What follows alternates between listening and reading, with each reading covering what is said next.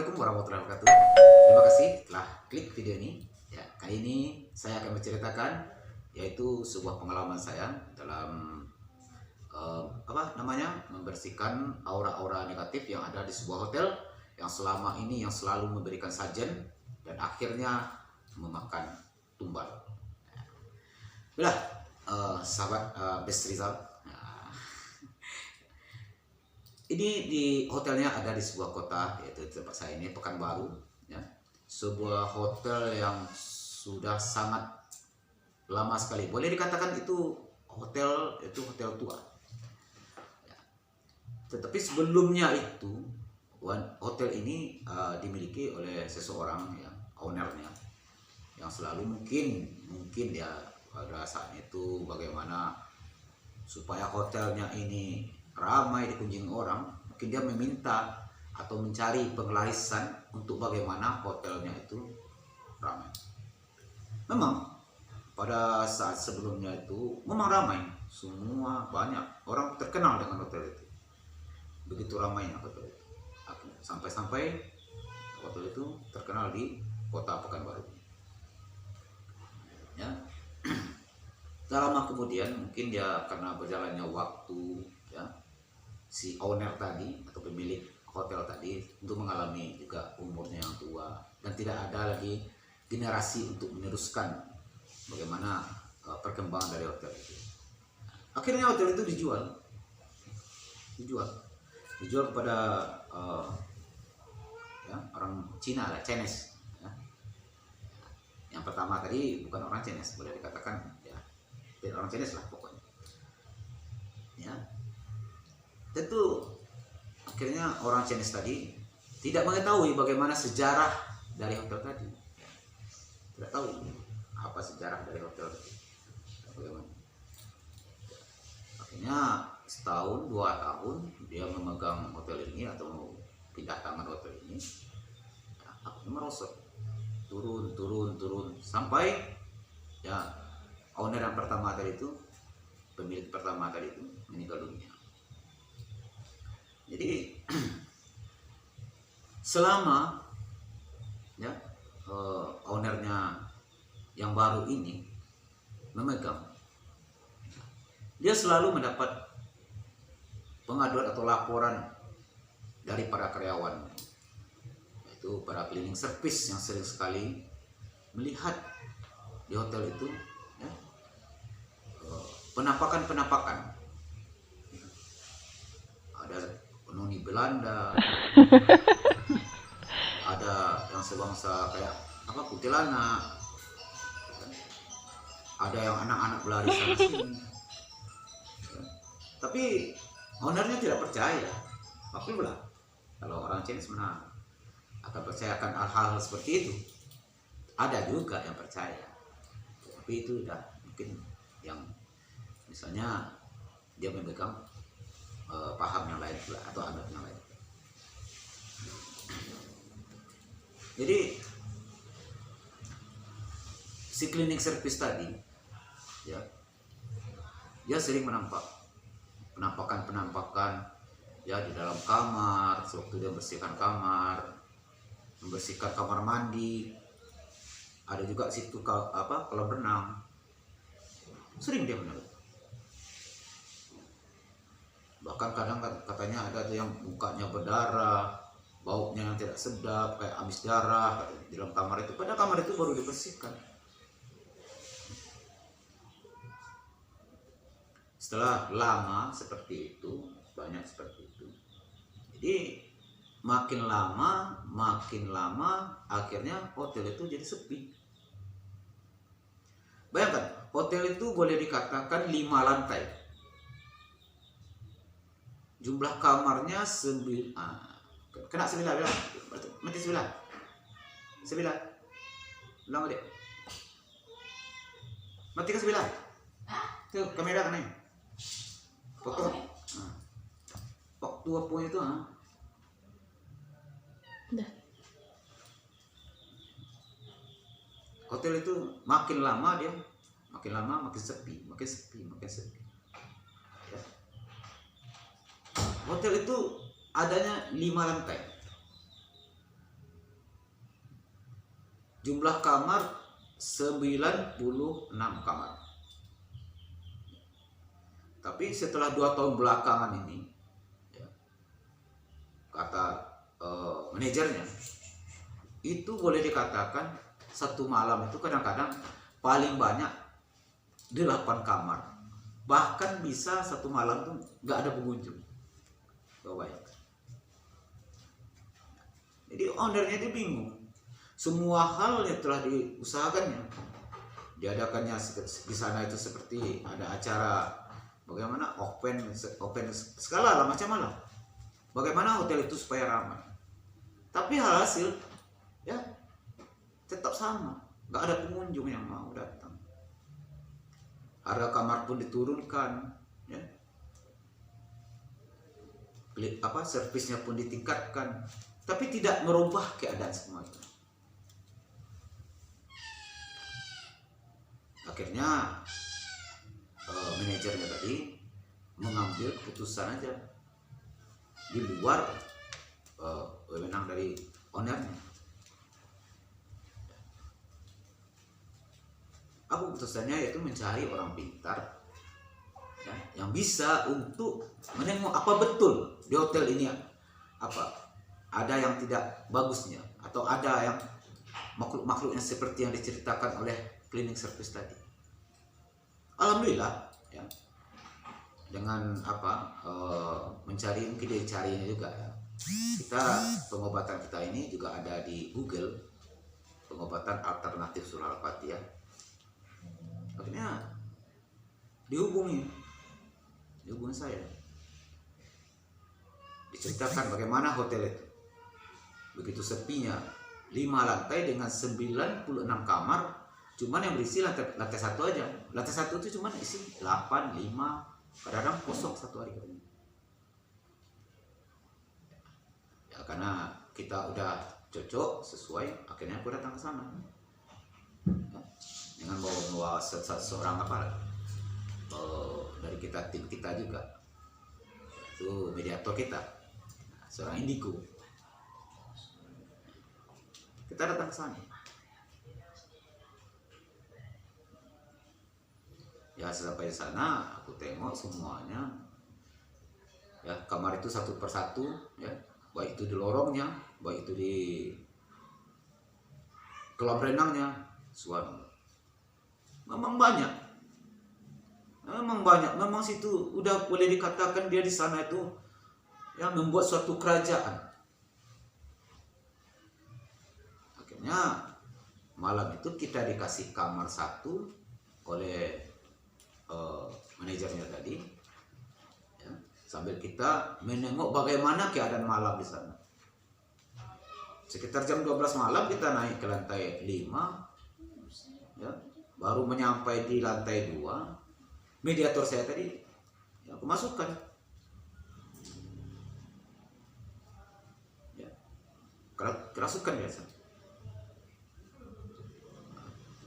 marah dia yang masuk tadi, mengusir saya, dibilang saya mau mengacau atau mengganggu ketenangan dia di sana. Padahal dia yang mengganggu ketenangan hotel tadi, sehingga orang tidak betah atau tidak nyaman. Ada juga tamu mengatakan bahwa kadang-kadang dia katanya keran air di kamar mandi hidup sendiri, ya. Padahal nggak ada orang.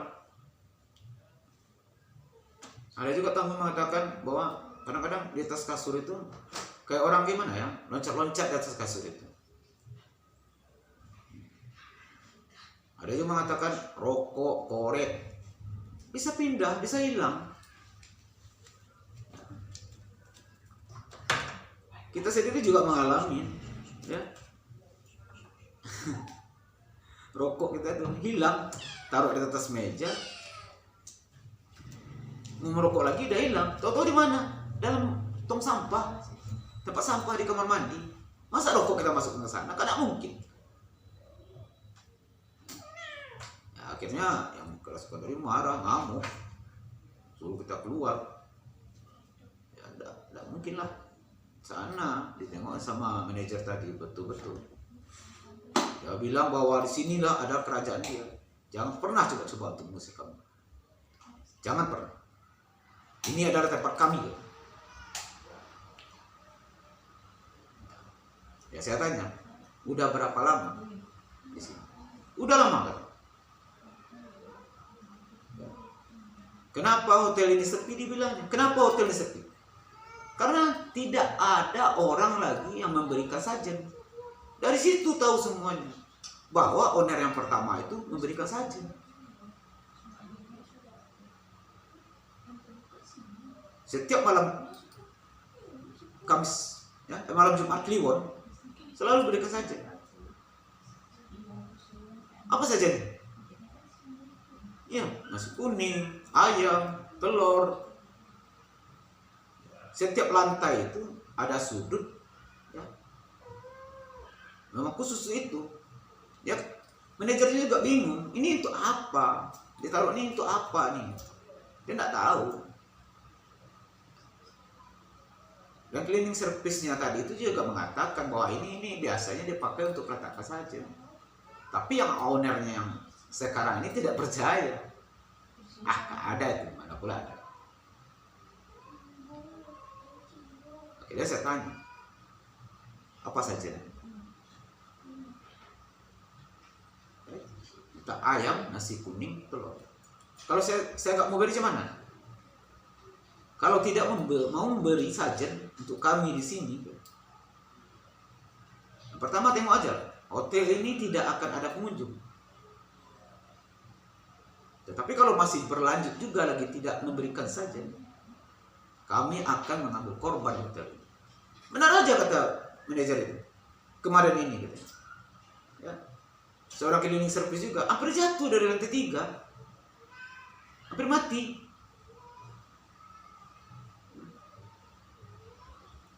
Untung aja dia tuh pakai safety. Kalau enggak lepas bawah. Benar ini katanya. Itu katanya tuh raja yang masuk, sebangsa boleh dikatakan badan manusia, tapi kepalanya itu kayak kepala kerbau, bertanduk, besar, tinggi.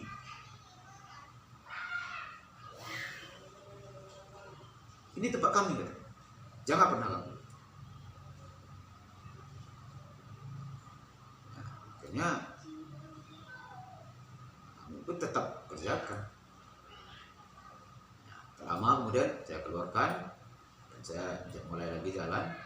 Saya periksa satu persatu kamar. Setiap kamar itu ada yang menungguin. Apa yang dibilang sama cleaning service yang dia mempunyai ada kelebihannya enggak, ya, ibaratkan menampak. Dia pernah nampak kan? Noni-noni Belanda sama anaknya, sama suami. Memang ada. Dan ownernya juga, bukan owner ya, manajernya juga pernah katanya melihat dari CCTV. Ya, menengok pengantin katanya. Tapi pengantin itu nggak menginap, tapi dia masuk ke dalam hotel itu, naik ya ke atas. Tapi setelah dicek nggak ada.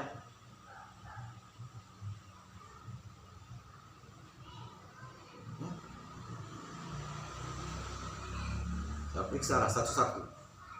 Ya, dari mulai lantai 2, 3, 4, 5, semuanya ada. Bahkan ada yang kulitnya ini ya kulitnya kayak kulit ayam yang dikulitin, dicabut dulu, pucat, kuku panjang, lidahnya menjulur, air liurnya netes, baunya bukan main, busuk, amis.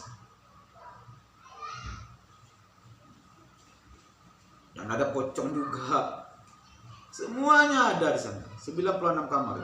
Ngeri. Di mana akan betah tamu? Di mana hotel itu akan ada auranya untuk menarik orang? Hotelnya begini semua. Kamar-kamarnya. Jadi gimana Pak? Ya, kalau begini caranya ya kita bersihkan. Memang kerjanya bukan bisa sehari 2 hari ya Bu ya, kebetulan ownernya perempuan. Terserah Bapak lah, pokoknya coba Bapak kembalikan lagi bagaimana hotel ini dan putuskan ini masalah sajen ini ya. Hari pertama buat cek, besoknya kami datang lagi, nginap lagi di sana, masuk lagi yang besar itu ya. Dia minta tumbang. Apa dimintanya? Kepala kerbau. Berapa? 3. Kalau nggak dibelikan kepala kerbaunya, ya, saya akan mengambil nyawa di hotel ini. Oh, nggak bisa. Bukan kamu untuk mengambil nyawa.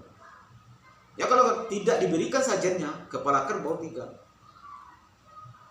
saya akan ngambil. Pasti. Nggak bisa. Ya, akhirnya dia minta turun kepala kambing. Nggak ada kepala kambing. Jangankan kepala kambing, telur ayam aja nggak ada tuh kamu. Ya. Akhirnya juga dia besok hari ketiga ya kita rasa aku kan lah pembersihan di hotel itu. Kita bersihkan. Setelah itu malamnya juga datang lagi ke sana. Alhamdulillah nggak ada yang rajanya tadi, dia mengatakan bahwa dia itu raja di sana. Nggak ada datang.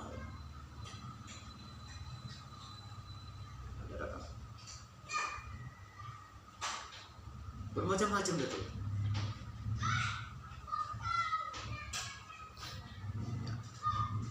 Akhirnya hari keempat kita pantau terus, kita kerjakan terus satu persatu. Kamarnya berapa dapat sehari, kamar itu dapat 10, kita bersihkan juga ya dengan memakai media yang kita punya ya. Juga dengan azan di hotel itu, sholat di sana juga. Akhirnya bersih juga. Alhamdulillah. Sampai di hari ke-7 besoknya saya datang lagi ke sana. Gimana Bu? Alhamdulillah Pak. Alhamdulillah. Sekarang lantai 2 udah mulai berisi. Ya bagus lah Bu. Alhamdulillah.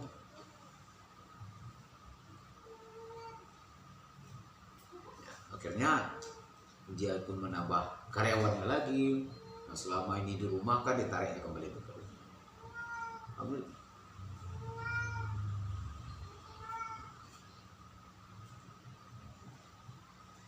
Kalau dibilang hotelnya nggak bagus, kamarnya bagus, pelayanannya bagus, cuman tidak ada daya tarik. Disebabkan oleh yang itu tadi, owner yang pertama tadi melakukan pelarisan ya, dengan memakai itu. Dia meminta sajen setiap malam Jumat Kliwon ya, dia memberikan sajen yang berupa nasi kuning, ayam di setiap lantai. Tetapi itu tidak disampaikan pada owner yang kedua, pemilik kedua.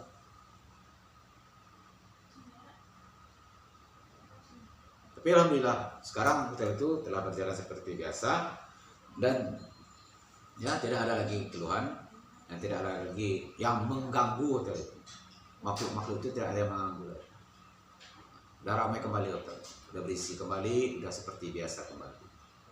Jadi kita bukan saja melakukan ya, buka aura kepada manusia atau kepada orang di badan manusia, tidak. Kita juga bisa buka aura ya, memutuskan rantai pesugihan ya, seperti yang di hotel itu.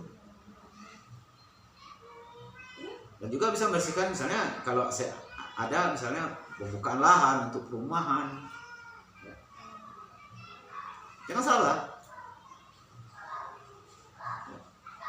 membuka lahan atau menebang hutan itu kalau nggak dibersihkan akan terjadi hal-hal yang tidak diinginkan nanti. Hati-hati. Kenapa? Karena di semua tempat itu makhluk astral itu pasti ada.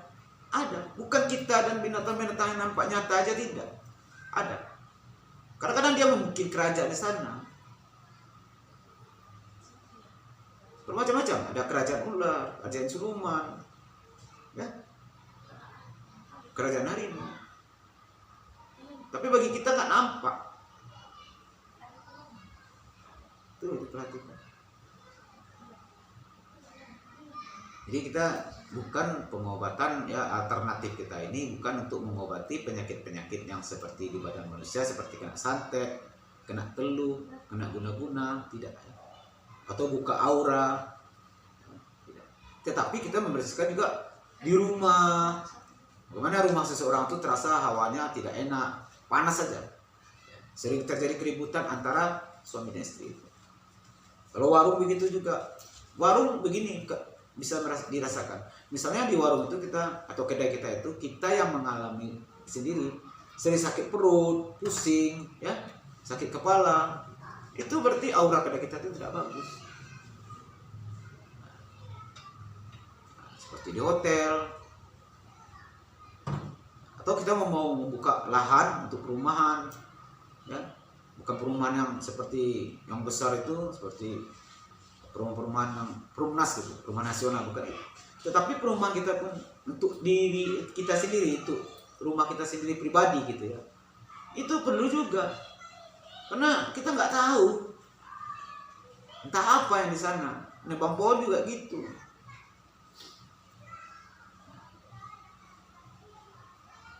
Jadi kita alternatif ini bukan pada orang, tetapi mengenai hal-hal mistis yang lain. Ya. Kali ini saya cukupkan sampai di sini dulu. Ya. Besok mungkin kita sambung lagi dengan cerita, yaitu membersihkan lahan untuk perumahan